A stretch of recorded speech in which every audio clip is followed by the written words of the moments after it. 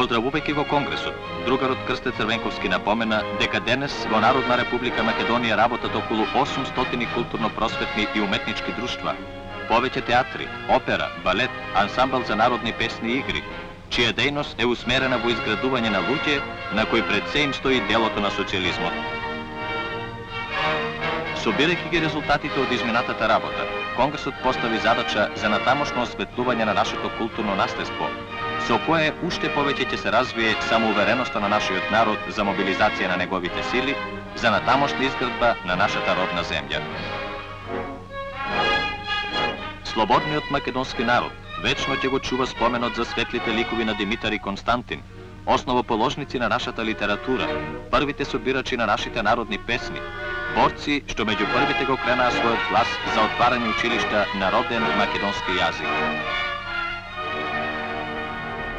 Во 1963 година, кога насекаде се зборуваше за југословенскиот самоуправен социјализам, кога се случуваа силни интелектуални пробиви на планот на литературата и уметноста, за вербален деликт во логорот Голи оток или Мермер, на казнен престој бил упатен и Родолјуб Анастасов, еден од најголемите македонски сликари. Според податоците на службите, заведени во 1981 година, Анастасов Славков Родолјуб е роден во 1935 година во Скопје, по народност македонец, а државјанин на СФРЈ, по занимање ликовен уметник, живее во Скопје, а се јавува како припадник на следниве категории: извршител на устна непријателска пропаганда, судско-административни мерки, осудуван на 3 години. Досието формирано во 1955 година. Линија на работа внатрешен непријател. Манифестира непријателска дејност и карактерни особини. При отслужување на кадровскиот рок во Југословенската народна армија, пред група војници во повеќе наврати, ширел усмена непријателска пропаганда против Југославија. При издржувањето на казната имал добро држење и дисциплински не е казнуван. Во системот на репресија на врвните југословенски и македонски творци интелектуалци секако спаѓа случајот на Родолјуб Анастасов, еден од најталентираните и најголеми сликари не само во Македонија, туку и на Балканот воопшто. Во 1963 година Родолјуб Анастасов за вербален деликт е одведен на 24-месечно општествено превоспитување на Голи оток. Го осудиле меѓу 63 и 65 година, 2 години значи дека бил осуден, меѓутоа ни го кажа самото судење. Бидејќи по некој говор на Тито, каде што зборувал за уметноста, неговиот гласен коментар бил дека дека Тито не се разбира од уметноста и тоа било причината што тој бил осуден за вербален деликт, како впрочем и сите други уметници, сите други затвореници, веројатно 95%, ако не и повеќе, биле осудувани за вербален деликт. Заради овој истап, Родолјуб Анастасов одлежал 2 години и 6 месеци затвор на Мермер, па во истата белешка стои: по враќањето од ЈНА, Анастасов извесно време беше невработен и веројатно како последица од тоа што бил во затвор, до денес исклучиво тема на неговото сликарство е историјата. Престојот во логорот се одразил во голем дел од творечкиот опус на Анастасов, а особено е впечатлив циклусот Човекот и просторот. Сметам дека целокупното негово творештво, значи, од првата фаза е информалистичка, каде што значи е абстрактно, абстрактен тој правец, кај што нема фигурација, нема ништо, па се до преку опартот, каде што слика е исклучиво решетки некакви, кои што имаат осцилации и игра меѓу светлоста и сенката, па се преку неговите циклуси Човекот и времето или во потрага по изгубениот човек, во потрага по изгубеното време, значи сите циклуси исклучиво за мене представуваат затвор. Меѓу другото, Родолјуб Анастасов се искажува дека Југославија е вештачка творба составена од различни нации кои секој од нив имаат своја историја, своја традиција, своја култура и дека после смртта на Тито Југославија не може да се опстане како таква. Бил соочуван со неговите другари војници со кои бил во војска, во воената болница, обично тие разговори водени кога бил на лечење и сето тоа му се препишува на Родолјуб Анастасов како еден екстремен национализам. Меѓу другото, во подготвената информација на тогашниот инспектор на управата на Секретаријатот за државна безбедност на Скопје, сочувана во досието на Анастасов, се наведува дека изворот капа се користи од поодамна како нивна позиција во средината на ликовните и применети уметници. Во средината на 60-тите години на 20. век Југославија запаѓа во една општа економска криза. Како излез од кризата, Тито ја воведува стопанската реформа во 1965 година, но таа завршува неуспешно. Не се успело да се воведат пазарните законитости во југословенското стопанство, нити тоа станало конкурентно со европскиот пазар. Сето тоа резултирало само во огромна безработица, во огромна социјална криза и незадоволство на граѓаните на Југославија. Тито како веш политичар целата таа криза сакал да ја реши со еден елегантен потез на идеолошка основа. Односно, измислил дека сето тоа е последица на унитаристичко-централистичкото влијание на силите, на одредени сили во Сојузот на комунистите, за чиј предводник бил прогласен српскиот политичар Александар Ранковиќ, кој се сметал за едно од најдоверливите лица на Јосип Броз Тито, но бидејќи тој во целиот период од формирањето на ОЗНА некаде 44 година па се до 66 година бил човек кој ги држел сите конци во разузнавачките служби во Југославија и се разбира многу зајакнала неговата моќ и неговата фигура, Јосип Броз Тито решил да го жртвува својот најблизок соработник, својата десна рака и на тој начин да покаже дека целата таа југословенска криза е резултат на едно такво унитаристичко, централистичко делување, чиј предводник беше Александар Ранковиќ. Председател Тито енергично им се спротивставува на сите отпори на самоуправувањето. На Брионскиот пленум во јули 1966 година ги осудува етатистичко-бирократските и централистичките тенденции што го коча развојот на самоуправните социјалистички односи, развојот на демократизацијата на партискиот живот и развојот на меѓунационалните односи. И годините што следуваат исполнети се со решавачка битка на Сојузот на комунистите на чело со другарот Тито против разните антисоцијалистички сили. Тито покренува многу значајни револуционерни иницијативи за да се зацврсти единството во Сојузот на комунистите. На 21-та седница на председателството на Сојузот на комунистите на Југославија, свикана по иницијатива на другарот Тито, се осудени обидите на националистичките и сепаратистичките сили да го загрозат единството на земјата. Тогаш Тито нагласува дека не смее да се ослабне будност спрема најопасниот непријател, национализмот и шовинизмот, што се база на класниот непријател. Тој дојде како резултат на судирот на двете струи во југословенското општество, во Сојузот на комунистите на Југославија, односно на едната струја која што се залагаше за потврста рака во системот на општественото уредување и за вклучувањето на безбедносните структури во југословенското општество на повисок план и едната струја која што се залагаше повеќе за либерализација на општествените односи. Благодарение на овој Брионски пленум, во Македонија била избрана една посебна комисија за расчистување со службата за внатрешни работи во Македонија на чело со Веселинка Малинска. Тоа било комисија на извршниот совет. Комисијата прегледувала материјали, документи од последните 4-5 години на делување на службата за внатрешни работи во Македонија и при тоа констатирале дека масовно биле создавани политички досија. До мај 1965 година имало околу 137.000 политички досија. Со нивно уништување некаде во периодот на 66 мај 66 година останале некаде 95-96.000 досија, но понатаму повторно продолжило отворањето на политички досија. Од 66 година навамо, да ви кажам, ама баш никој не е земен не е прогонуван, не е малтретиран поради вербален деликт. Од 4-ти пленум 66 година имавме забрана да врбуваме, да ги правиме соработници членови на СК само во исклучителни околности, во многу високи оперативни обработки. Зашто? Затоа што извршен комитет викаше дека секој член на Сојуз на комунисти мора да биде во функција на општествена самозаштита. да води сметка за безбедноста на семејството, на работна организација, на кај што се движи во хоби, во службата и тоа е тоа. Најголем дел би рекол дека доброволно прифаќале и биле подмитувани практично, имајќи своји интереси и така натаму. Кои интереси?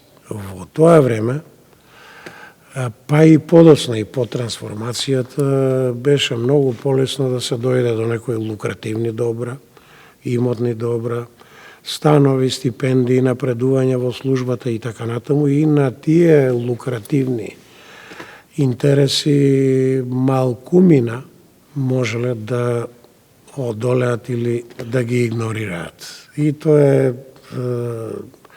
тој морален лом и крш што се прави кај луѓето, а кој системот не смее да го дозволи. Биле констатирани многу случаи на флагрантно кршење на правната држава, газење врз слободите и правата на граѓаните. Тие биле масовно прислушкувани, следени, нивната пошта отворена. И сето тоа накрај, кога го прегледала оваа комисија, фактички вика, никој од овие досија кои се отварани политички не зборува за непријателска дејност на овие личности за кои се отворени политички досија, туку повеќето од нив навлегуваат во нивните интимни односи, во семејниот живот, во животот во работната организација, така што настанува една голема чистка во рамките на службата за државна безбедност во Македонија, но сепак и покрај таа реформа на службата продолжува полнењето на политичките досија и отворањето на нови политички досија.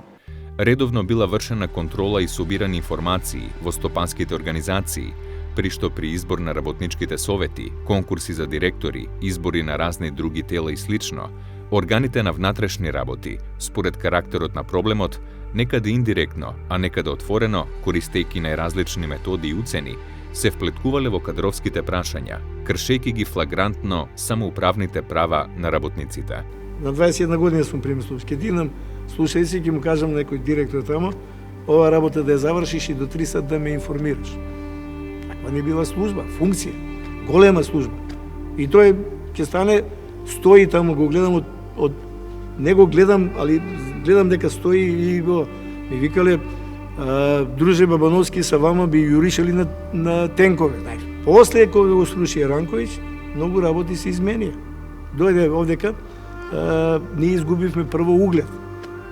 Ние прчка и стрчка, ни го зема Тито од обезбедување, војска го зема и Таа година во октомври на состанокот на политичкиот актив на Србија, кај другарот Тито, им изречена остра критика на националистичките, либералистичките и технократските сваќања кои се обидуваат да наметнат свој монопол. Во следот на репресија и следење заради различни политички скривнувања, секако интересен случајот на Венко Марковски, а уште повеќе судбината на оние кои по неговото затворање и прогонување се дрзнале да го споменуваат неговото име во каков било позитивен контекст. Во 1956 година Венко Марковски е осуден и упатен на 5-годишно општествено превоспитување во логорот Голи Оток заради судирот со официјалните власти, но пред се заради трудот со времени парадокси, каде отворено и жестоко ја критикува Титовата диктатура во годините на судирот со Информбирото. А во Бугарија, ако кој сака да истражува, нека отиде да види. Таму луѓето, ја разговарав на гранични средби што ги водев со меѓу бугари. Немаше бугарски писател кој не кукаше од ова. Нема награда за литература у Бугарија која Венко Марковски не е добил 5 пати. Сите причат глупости, никој нече да каже дека Миле Марковски отиде кај татко му од место директор на детска радост. Па добро бе, на детска радост и ќе дадеме ние човек ако мислиме дека е непријател. Дали ме разбереш што зборам? Ја му дозволи да отиде, ме викна, мене ме риба.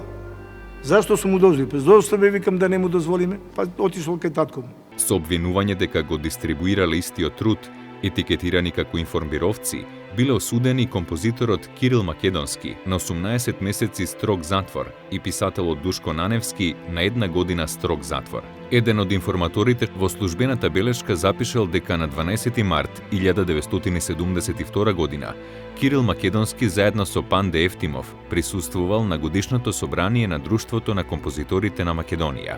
По 4ти пат Кирил не бил примен во друштвото. Пред 3 месеци неговата молба била по 3 пат одбиена, па Кирил одлучил да постави молба директно до собранието. Кирил Македонски беше како човек скромен. Не се занимаваше со политика. Главна тема му беше уметноста, литературата, музиката, сликарството, оние елементи кои што изградуваа неговата структура како човек и како автор. Но, бидејќи им пречеше на одредени категории личности, кои што сака да го деградираат или да го заземат неговото место со други зборови, кои што не успеа никој да се доближа до него, тој беше натемисан и клеветен точно од страна на голем број композитори кои што не му дозволуваат да влезе ни во друштвото на композиторите. Тие проблеми на повеќе начини сакаше да ги елиминира, но не умееше. Се наоѓаше еден сериозен отпор во друштвото на композиторите од платени личности од Службата за државна безбедност. Службата за државна безбедност, потикната со разни лажни алармантни информации од разни доушници, дораснати, недораснати, професионално деформирани или луѓе кои што беа далеку од самите човечки квалитети на Кирил Македонски, досува лажни информации и Кирил Македонски беше перманентно следен во текот на целото време. Посебно забележливи се, според моите досегашни сознания, врз база на моето полициско тајно досие, во кое што е на повеќе места стои и за сите следби разговори што сме ги воделе, макар што во они времаше никогаш никаква политика. Кирил Македонски беше анатемисан. Кирил Македонски не беше разбран од средината на еден дел на примитивци кои што зазема погрешни позиции во општеството. Од друга страна, не му припишува и некаква соработка со бугарските музичари кои што во филхармонијата во Македонија беа тука, му припишува врски со директорот на Софиската опера, па на крајот, како кулминација на сето, го обвинуваа за некаква соработка на западните агенции, вклучувајќи и Американската разузнавачка служба. Композиторот Кирил Македонски, автор на првата македонска опера Гоце, ки има исто така долгорочни последици, па долго време по судењето на Венко и покрај творечкиот опус, од политички причини нема да биде примен во Друштвото на композиторите. Беше многу непријатно со него да се среќаваат луѓето, затоа што доаѓа разни информации во кои што се нотираше како некаков си натрапник или непријател на општеството, што беше ноторна лага. Една таква личност да ја скршиш, да ја уништожиш, тоа е национална катастрофа и треба да биде поука за идните поколенија како не треба некој автор кој што има што да каже да се уништува во основа. Душко Наневски, во својот натамошен живот и кариера, ќе биде изложен на напади и девалвирања, особено од страна на писателот Славко Јаневски, речиси најмоќната фигура, заедно со Димитар Митрев, во културните кругови на Република Македонија. Во една од белешките на Службата за државна безбедност, трет сектор, датирана на 21 јануари 1980 година, Славјан, односно писателот Славко Јаневски, дава оценки за текстот на Душко Наневски, спој на словенската култура и античката уметност, објавен ден пред тоа во весникот Нова Македонија. Славјан вели: Душко воопшто не е наивен кога пишува за словенската култура. Исто е близу до она што советите ни го потураат, зашто не говори за македонската култура. Русите никогаш не рекоа дека Пушкин е словенски поет, туку руски. Припишувајќи му просоветска ориентација на Наневски, Славјан е видно изнервиран од наводно предизвикувачкото гледање во очи на истиот и заклучува: Како автор го читам што сака да ми каже, а го гледам черепот како ми го глода со помош на неговите што ги исчекува. Информаторот Нико од Македонска книга, како и Славјан, биле видно вознемирани од податокот дека Наневски треба да оди на студиски престој од 30 дена во Москва, па во документот од септември 1977 година стои дека до македонска книга биле упатувани повеќе анонимни писма во кои се изнесувале непријателски истапи на Наневски и забелешка како еден информбировец и националист венковист може да се подпишува на едиција марксистичка литература за издавачот. Информаторот Нико, пред задолжениот главен инспектор, презентира и примери на подценувачки однос на Наневски кон нашиот самоуправен социјализам. Славјан и Нико изразуваат отворена резерва за подобноста на Наневски да престојува во Советскиот сојуз. После таа политичка борба која траеше известно време, 73 година на таа 36-та, 7-ма седница на ЦК СКМ, каде што конечно се ликвидира и насоката на либерализмот и либералите како група. Тоа не беше мала група. Моите пресметки се да ви кажам дека имаше околу 2000 луѓе кои беа сменети, разрешени, пензионирани, со партиски казни се разбира, исклучувања имаше, последни опомени и така натаму.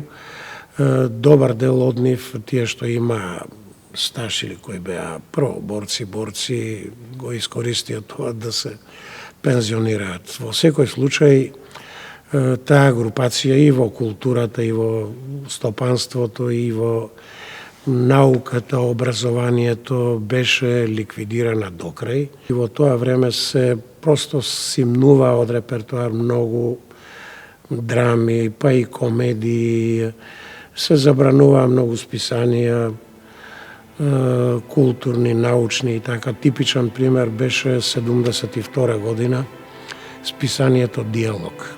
Во 1978 година службите отвораат лично досие на Башевски Петар, роден 1937 година во Прилеп, лектор и професор по англиски јазик, како припадник на следниве категории. Извршител на устна непријателска пропаганда, истапувал на линијата македонски национализам и како таков се декларира, пишува и песни на таа линија. Во книгата за впечатоци во музеот во Куманово напишал: одушевува веродостојноста на настаните, останува воздишката за Македонија, што ја има целосно на картите и во срцата на незините заљубеници. Петре Башевски е човек кој е длабоко вкоренет со милениуми во сопствената традиција. Би рекол дека тоа е личност која е преполна со благородна, ненаситна торжественост. Тој е еден од ретките што кон крајот на 20. век ја собра храброста да се произнесе за тоа дека корените на Македонија, постоењето на македонскиот народ, постоењето на македонскиот јазик не е само една лесна тема за светската наука, не е само еден искомпониран политички процес, не е измислица на некои политичари, туку една огромна торжествена вистина за суштествување на еден херојски народ кој поради незнаењето, небрежноста и потребата на политиката на определени моќници е тргнат настрана. Информирани за содржината на одредени песни на Башевски, службите во Прилеп во белешката од мај 1978 година даваат налог да се обезбеди примерок од истите во период кога Башевски престојува во Италија. Тој добива награда во Италија, тој е на рамниште на Прличев што ја добива. И овде нема околу тоа ништо. Потоа не е прифатен внатре меѓу поетите. Тоа предизвикува сега гнев кој е контрапродуктивен. Тие не го прифаќаат, тој не ги прифаќа. И така натаму. Заради истапи на македонски национализам, шовинизам и сепаратизам, во ноември 1973 година е отворено лично досие на поетот Михаил Ренџов, роден 1936 година во Штип, дипломиран правник, вработен во Народната и универзитетска библиотека Климент Охридски. Ренџов е заведен под привремената оперативна обработка ППО Брегалница, затоа што манифестирал непријателска дејност, истапувал на ванчо-михеловистичка линија, рецитирал лични творби со националистички предиспозиции и истакнувал дека Венко Марковски е нашиот најголем поет. Истовремено, изворот библиограф од библиотеката наведува дека ПОО Брегалница смета дека ПОО Лекар, односно Анте Поповски, е неправедно обвинет за состојбите во Вардарфилм и дека тој како поет е величина на македонската нација. Драмата на Живко Чинго, Макавејските празници, ја оценил позитивно и смета дека таа представува големо и вредно стварување. Веројатно ваквата оценка влегува во уште еден греф на Ренџов, бидејќи Чинго во 1981 година беше повикуван на разговори од партиско-полициски функционери заради проблематичниот текст, а драмата во која дополнително играше тогаш судениот Ристо Шишков набргу испари од сцената. Го нема. Тогаш кој дише низ окарината? Кој разговара со тишината? Кој ја милува тимнината? Кој ја шара планината? Тогаш кој извира од вирот повере од манастирот? Кој? Во досието на Ѓорги Доцев Банев, припадник на категоријата македонски екстремизам и тероризам, истовремено поврзан со акциите Пластика, воден под шифрата Осветник во разработката Унион, има стотици страници за неговото физичко следење, прислушкувани разговори што ги водел тој или неговата сопруга, стотици страници со извештаи за тоа кој доаѓал и што се зборувало на родендените на неговите деца, куќните слави, седенките во букет и други кафеани, погреби на блиски и пријатели. Јован Јонче Котески, роден 1932 година во село Присовјани, Струшко, а починал 2001 година во Скопје. Е истакнат македонски поет, автор на десетина збирки поезија, кои го вбројуваат во врвот на современата македонска поезија. Јонче Котевски израснат уште од мал сирак. Од село Присовјани се вклучува во Киската гимназија. Подосна се вработува во Народна просвета, од каде што преминува во Радио Скопје. Човек изворедно чесен, страмежлив во природа, скромен. Еден сјаен поет кој што стои во врвовите на македонската поезија, антологиски. Мислам дека ни една антологија на современата македонска поезија не може да се замисли без него, еден тип на лоркијански поет со лоркијанска имагинација кој што до што ќе се допре како Орфеј се опева. Кога ја имам предвид неговата поезија, сакам да кажам дека тој ме привлече најпрво со патриотските теми. Тој е еден од ретките македонски поети што мощно и рано пишуваше песни за балканските војни и тоа е еден податок што секако импресионира. Неговата лирика е топла, неверојатна е, но понекогаш умееше да каже тоа што на некој не му одговараше. Ја сакаше Македонија како што си го сакаше лебот. Во неговата поезија, кога ќе читате, ќе најдете љубовта кон жената, кај него е љубов кон татковината. Бил репресиран заради патриотски чувства, следен повеќе од 4 децении, осуден и затворен во септември 1986 година за наводно дело извршено пред 10-11 години. Јас со Јонче се среќавав интензивно во летото кога го затворија и можам да кажам дека со ништо не се насетуваше, освен во една последна средба во која што кај него се појави една нервоза и сакаше да каже дека едноставно мора да исчезне. Меѓутоа, може би тоа беше една негова животна метафора. Значи, се до тој последен момент кога по кој подоцна не го видов извесен период, подолг период Јончета Котески, со ништо не се насетуваше тоа. Сакам да истакнам, тоа е период кога тој беше и председател на Струшките вечери на поезијата и секако беше горд поради таа своја должност и се разбира таа своја должност ја исполнуваше, би рекле, совршено, кристално и прецизно и целосно беше посветен на исполнувањето на таа задача до моментот кога, велам, одеднаш почна да му се губи трагата. Во остатоците од неговото лично досие, под шифрата Интимист, формирано на 1. јануари 1961 година, а кое целосно ќе може да се користи дури во 2032 година, во еден од документите, датиран на 11 септември 1987 година, стои дека Котески се јавува како припадник на категориите македонски националист, шовинист, сепаратист и хегемонист, внатрешен непријател и носител на други субверзивно-пропагандни активности, припадник, член на илегална организација или група во земјата, судено, казнето лице за субверзивно-пропагандна дејност по војната.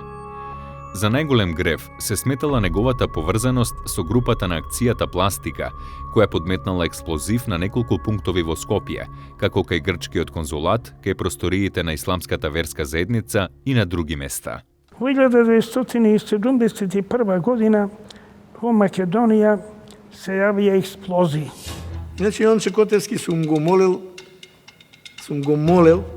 само на коленици што не го молев, како професор на факултет, да дојде и да пријави. Му кажував, Јонче, с ноштите слушавме кај човекот, кај овие што ставаа бомбите, го озвучивме, да ви кажам, не знам кај не го озвучив. Не можеше да мрдне. Имавме воспоставено јапонска пратња. И тој откри пратњата, ние сакавме да ја откри, отиде, му се жалеше на командирот, му кажавме на командирот, тачно е, го работиме за бомбите. 6 бомби што беа ставани по Скопје, за среќа, настрада само еден албанец кој дојде од Витина случајно кај џамијата, кај исламска верска заедница. Таму експлодира бомба 10 кг ТНТ, направи кратер метар у бетон. Тие експлозите ги правеа за да го предизвикат општественото мислење во Македонија и во Европа. Што се случува во Македонија, во таа Југословенска експериментална република? Мислам дека тогаш во Југославија имаше еден тренд на бркање на вештици. Посебно се удри меѓу другите написателите. Сега изгледа по тој рефлекс требаше и во Македонија да се кај го најдо. Ја не знам, може тој се познавал со тие така наречени терористи што сакале да минираат седиштето на политика, ако не се лажем. И ја го молев да дојде, му викам, знаеме, ки ги апсим, еве, синоќ ќе си бил таму, тоа си разговор. Видите, ја можам да кажам, ние бевме должни некои луѓе да ги предупредиме, нивна е одлука како ќе се однесуваат. Јонче Котевски, наоѓајќи се во таа сфера со тие луѓе, по откривањето на одредени бомбашки позиции во Македонија, беше собран и тој на крајот. Судењето беше тајно, прикриено. Јонче Котевски доби 6 години казна затвор, со една штура информација дека бомбардирале, минирале и така натаму. Јонче Котевски прво немаше афинитет кон оружје. Тврдам дека никош во неговите раце немаше ни нож. Во јули 1987 година, Јован Котевски е пуштен на слобода, благодарение на интервенцијата на тогашниот подпредседател на Светскиот пен центар и Хрватскиот пен клуб, Предраг Матвеевиќ, кој организирал петиција со светски познати писатели до највисокото македонско раководство. Секој час ја го сретнав Предраг Матвеевиќ на еден саем на книгата во Белград и му се заблагодарив за Јован Котевски. Реков, Предраг, ти се заблагодарувам за Јован Котевски како за мој брат. Викам, знам, известен сум од жена му, се што си направил за него и што правиш.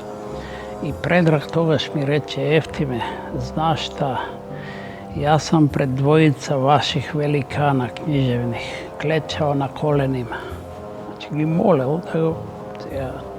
Не сакав да го прашам кои се, можам да предпоставам да го ослободе. Вика, само да су едну реч изговорили, он би бил слободен, али не су хтели. А еден од них ми е рекao, некако тако му треба. Тоа е многу сурово, значи, дури нашиве писатели беа рамнодушни кон судбината и морам да кажам дека друштвото на писателите воопшто беше анемично, дури тие го исклучија од своите редови.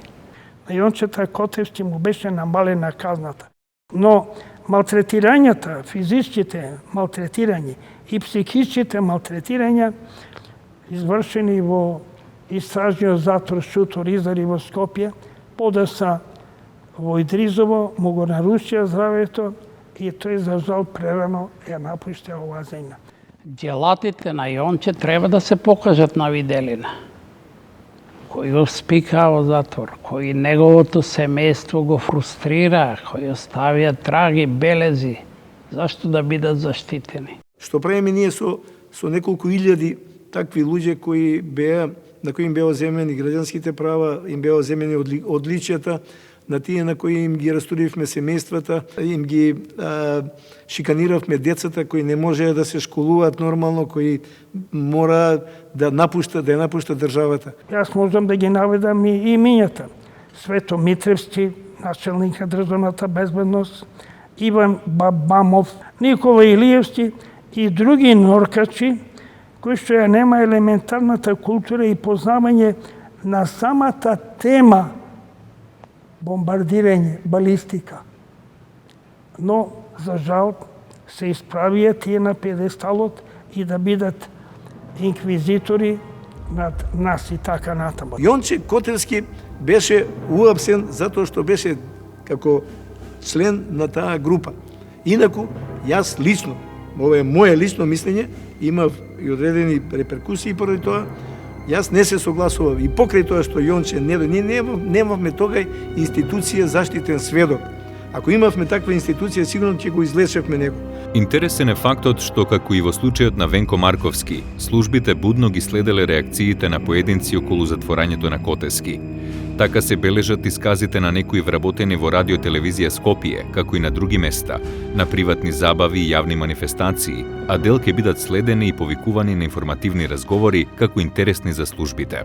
Имаше неколку писатели, неколку сликари кои се дружеа околу таа групација и ги предупредив. Им реков, одите, кажите му на тој дека знаеме дека ќе го апсим. И ги апсевме.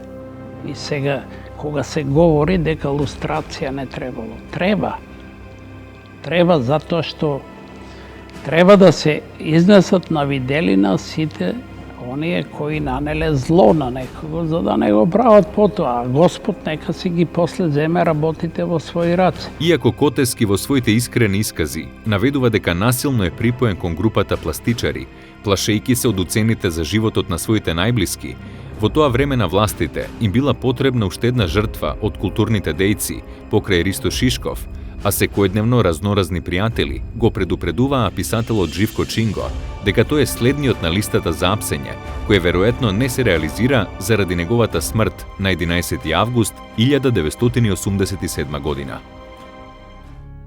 Друг извор наведува дека изостанало општественото ангажирање во истите кругови, односно отвореното спротивставување на линијата на Сојузот на комунистите во случајот на печатењето на текстот «Литература и револуција» од Димитар Димитров во списанието «Разгледи».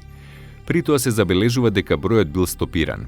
За истиот случај Славијан го посочува Живко Чинго, кој лично сметал дека не би била направена некоја особена штета и да бил објавен овој текст.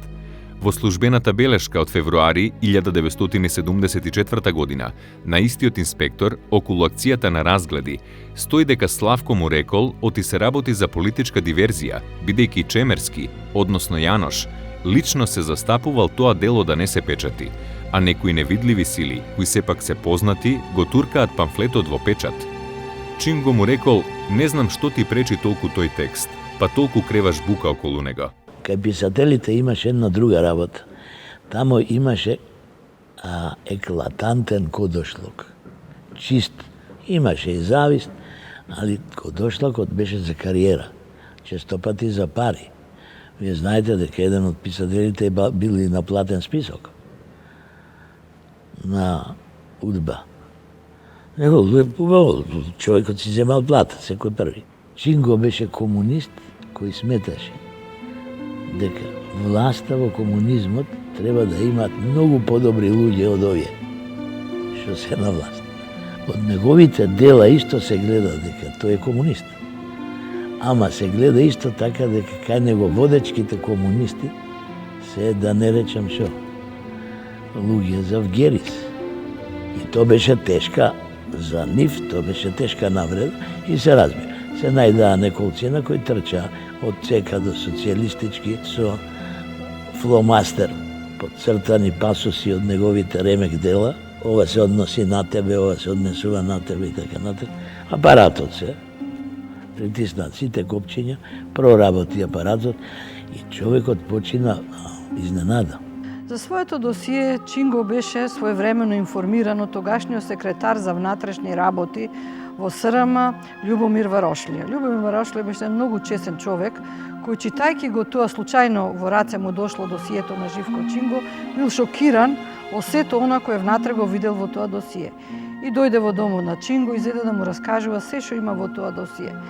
Се сеќавам меѓу другите податоци, кои беа многу и кои му кажа на Чинго, беше и тоа дека бил прогласен за бугарски шпион во моментот кога веројатно Живко Чинго требаше да стане член на Македонската академија на науките и уметностите. На Живко Чинго, брат му, постариот брат Никола Чинго, беше професор на факултет за безбедност.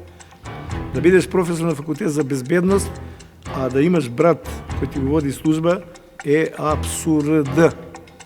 И тоа е една голема лага. Меѓутоа, у еден период беше продуктивно да се прави жртва на системот и на службата.